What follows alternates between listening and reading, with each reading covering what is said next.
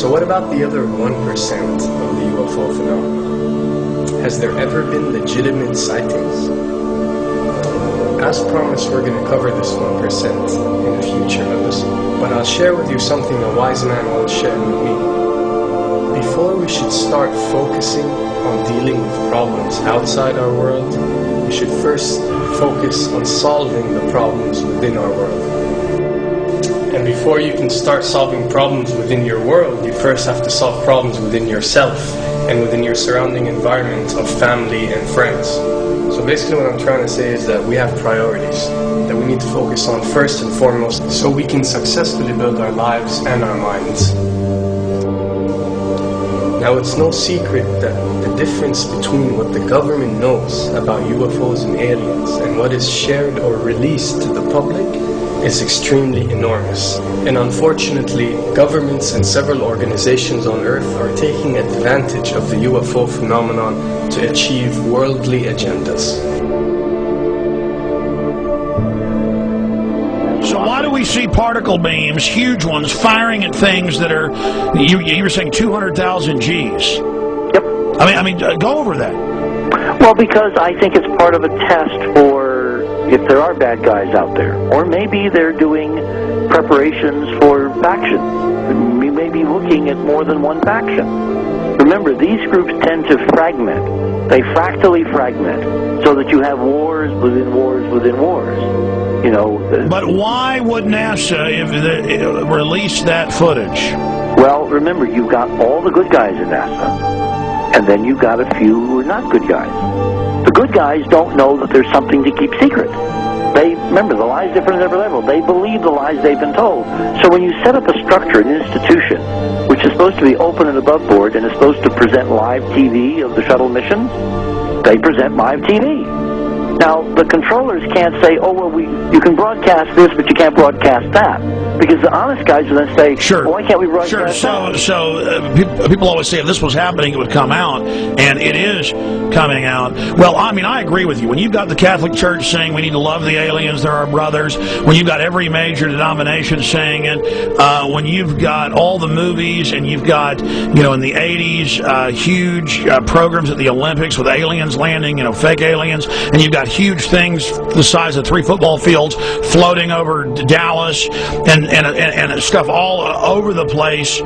Something's going on. And then I read government documents about fake extraterrestrial landings. Any of this. Why? I mean, you believe it's fake. Remember Operation Northwoods? Yes.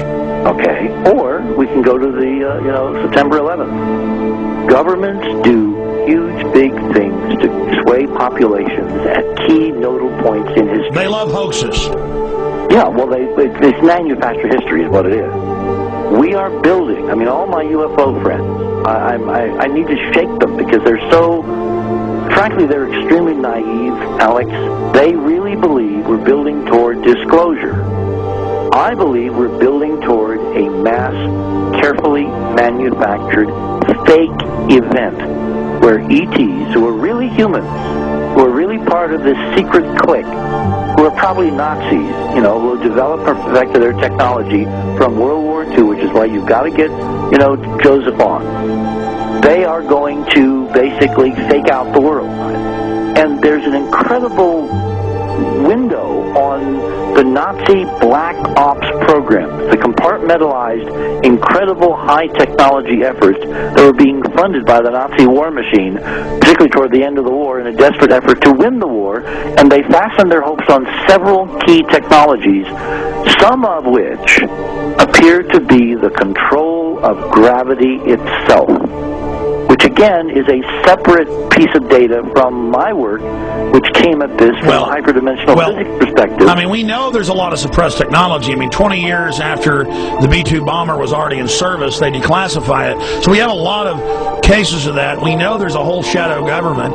This is technology and physics, Alex, that would make anything you think you know like a candle flame compared to a hydrogen bomb. This is a physics that literally allows you to rearrange time.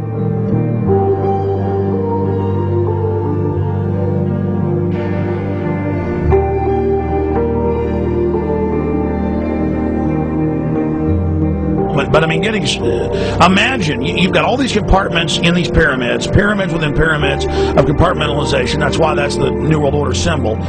And we don't know what they've got because they are so secret. We know they lie so much. We just know it's advanced. Mainline scientists say they're 30 years advanced. So Richard C. Hoagland, what I'm saying to you is, I'm entertaining what you're saying. I respect you. I think you're a great guy.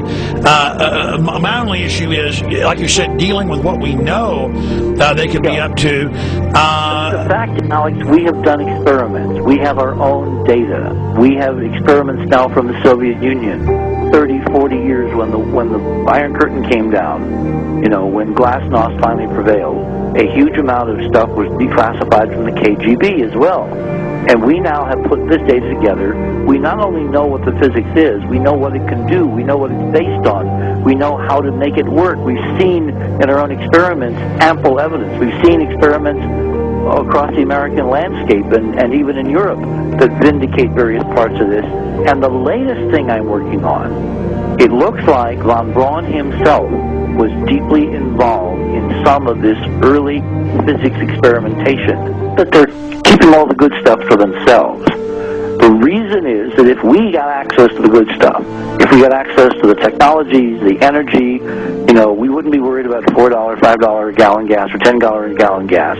We would live like people are supposed to live, all 6 billion of us who could live lightly on the earth, Alex, with this technology. And live longer. Absolutely, and better, and you could live to 200-300 and have the virility of your 20s and 30s. There's extraordinary medical breakthroughs, there's extraordinary physics breakthroughs, technology breakthroughs, energy. It's all been kept away. Think about it. We're already on a planet hurtling through space, all these wonders around you, and you've been taught it's bizarre to question, and that's because there's so many kooks in the alternative movement who do talk about ridiculous, Hollywood-style green men, instead of really looking at the shadow government and all these crazy secret societies that are admittedly running NASA and the shadow government. Now, ladies and gentlemen, during this talk that I'm going to give you, I'm going to explain to you the history of this phenomenon, who the secret government really is, and I will name them by name, the beginning group, the study group. I will tell you who they are today. I'm going to tell you what this is all about. I'm going to tell you who's selling drugs to your children, and I'm going to tell you why the United States government is afraid for you to find out what the truth is regarding UFOs.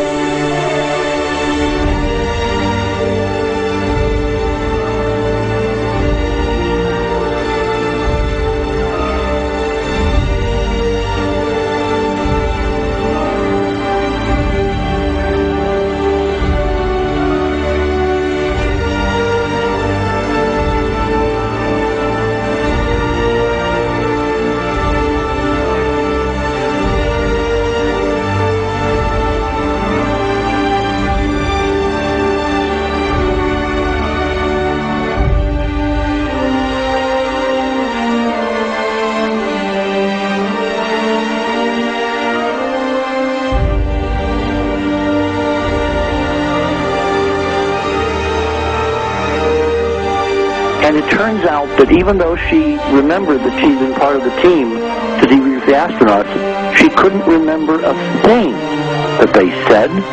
She couldn't remember why she no longer was working with NASA.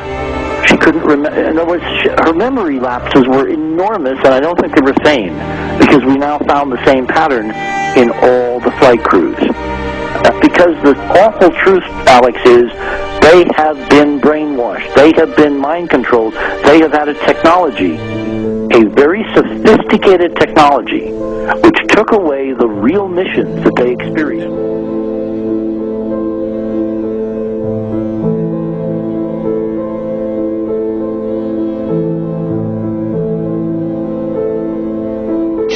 Sorry.